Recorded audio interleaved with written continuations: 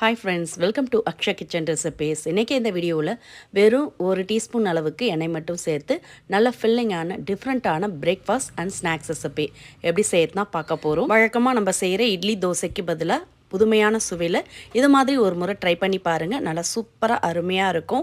இப்போ இதை செய்யறதுக்கு ஒரு மிக்சிங் பவுலில் 3/4 கப் அளவுக்கு பச்சரிசி மாவு சேர்த்துக்கலாம். கூடவே அதே கப்பில் 1/4 கப் அளவுக்கு கோதுமை மாவு சேர்த்துக்கலாம். மொத்தமாக 1 கப் அளவுக்கு மாவு சேர்த்துருக்கேன். இதோட தேவையான அளவு உப்பு சேர்த்து மாவோடு நல்லா கலந்துக்கலாம்.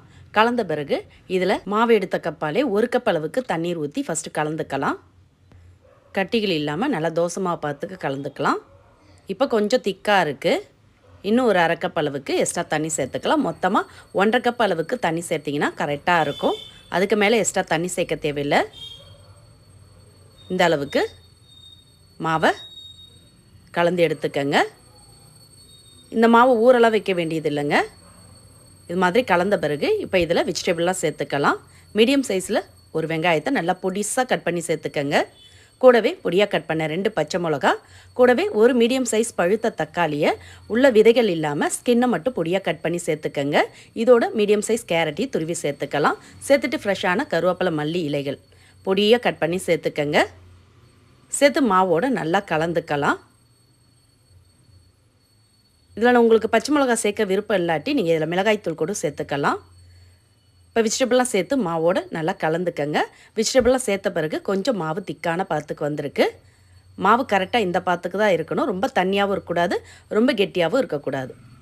இந்த பாத்துக்கு மாவை கலந்து எடுத்து வச்சுக்கலாம். இப்போ இந்த மாவை ஊற்றி எடுக்கிறதுக்கு வானலில் 2 கப் அளவுக்கு தண்ணி ஊற்றி நல்லா தண்ணி சூடான பிறகு இது மேலே ஸ்டீமர் பிளேட் இருந்தால் போட்டுடுங்க. போட்டு இந்த பிளேட் நல்லா சூடாகணும். சூடான பிறகு இதில் நம்ம கொஞ்சமாக எண்ணெய் தடவிக்கலாம். ஒரு முறை எண்ணெய் தடவினீங்கன்னா போதும்.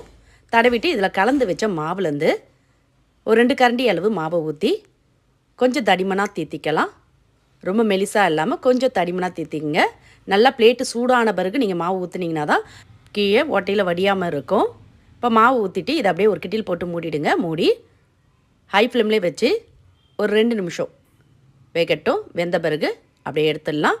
மேலே தொட்டு பார்த்திங்கன்னா ஒட்டாமல் இருக்கணும். இப்போ பாருங்கள், அடியிலையும் வெந்து மேலேயும் வெந்திருக்கு. இது மாதிரி மாவு எல்லாத்தையும் ஊற்றி எடுத்து ஆற வச்சுக்கலாம். அப்படியே ஆறட்டும்.